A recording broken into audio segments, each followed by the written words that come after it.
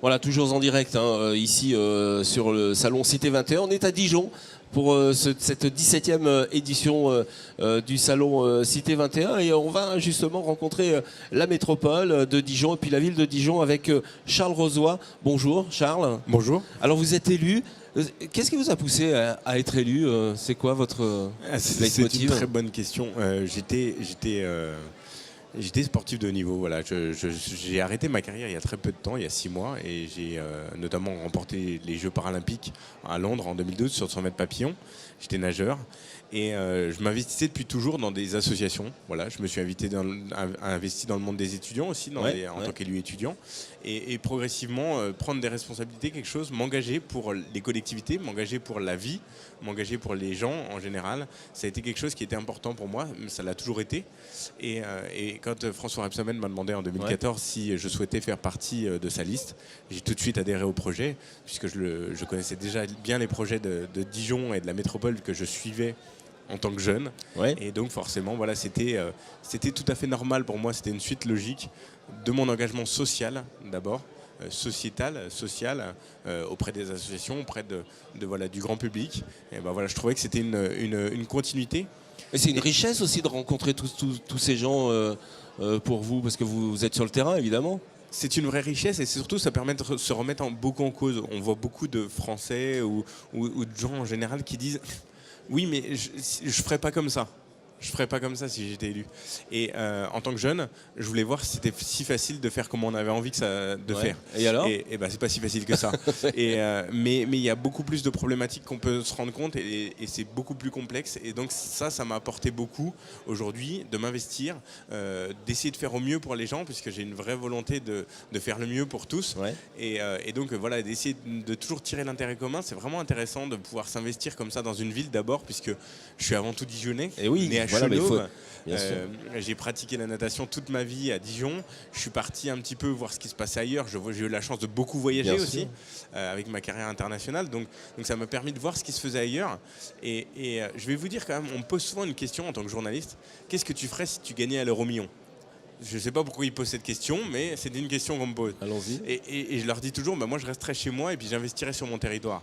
Ils me disent, mais vous partiriez où avant tout? Non, je reste chez moi. Et j'ai pas envie de partir, je suis bien à Dijon, je pense qu'il y a beaucoup de choses à faire à Dijon. Et c'est pour ça que je me suis investi en tant qu'élu à Dijon. Et puis alors, ce qui est formidable, c'est que vous occupez votre mandat, c'est les équipements sportifs. Quelle meilleure occasion pour un sportif de s'occuper des équipements sportifs de sa ville? Oui, de la métropole, des grands équipements sportifs de la métropole. Ça, c'était vraiment un sujet qui me touchait particulièrement, puisque vraiment étant dans le sport. Et puis en plus, commencer les grands équipements de la métropole, c'est la piscine olympique. C'est la piscine olympique. C'est la future magnifique piscine qu'on a juste en face de nous, la piscine du Grand Dijon qui va être construite au Carrousel. Et qu'on voit à l'écran aussi, qui est devant vous. Et donc voilà, c'est vraiment des beaux projets comme ça. Et donc forcément, être délégué aux équipements, c'était tout particulièrement important pour moi. Avec, on l'a vu, un design incroyable, hein, cette piscine. Hein, design incroyable, intégré dans le paysage. Surtout, on a vraiment voulu une piscine qui chamboule pas toutes les allées du parc. On sait que comme c'est important, c'est un quartier important de Dijon. Voilà. Par contre, il fallait un équipement structurant. Il nous manquait encore des mètres carrés d'eau. C'est pas une lubie, c'est vraiment une volonté de permettre l'accès à la pratique de la natation à tous. L'apprendre à nager, c'est vraiment une des priorités du gouvernement et des gouvernements qui succèdent d'ailleurs, quel qu'il soit. Aujourd'hui, je dis souvent, il y a tout un tas de sports qui sont très intéressants pour le développement du jeune, mais savoir nager, c'est une question de survie. Donc aujourd'hui, il faut qu'on ait assez de mètres carrés d'eau pour toute notre métropole et ça, c'est vraiment important. Alors, et Charles, et la compétition, vous allez aussi développer la compétition à la métropole? Alors, on développe la compétition. Nous, on s'occupe des sports professionnels à la métropole. Donc, on a déjà de nombreux clubs sportifs professionnels. On essaie de les aider au mieux toujours. Hier encore, le maire de Dijon faisait ses réunions publiques. Il précisait bien que les clubs ne nous coûtent pas tous autant qu'on ne le pense. Et je vais vous prendre l'exemple du DFCO. Le DFCO, on dit toujours ça coûte cher. Le DFCO en Ligue 1, qu'est-ce que ça coûte à la ville de Dijon? Ce qu'il faut savoir aujourd'hui, c'est que le DFCO nous rapporte de l'argent, puisque on donne une subvention effectivement d'un peu plus de 900 000 € au DFCO pour leur fonctionnement, mais comme tout club qui est professionnel, il dispose d'un équipement qui est le parc des sports, qui est un magnifique équipement, et il paye une location finalement de ce parc des sports, et qui est aujourd'hui plus élevée que la subvention qu'on leur met à disposition. Donc voilà, aujourd'hui, tout ce qu'on peut penser des clubs professionnels n'est pas vrai. Bon, c'est pas forcément vrai sur d'autres sports, comme la JDA, le handball, etc.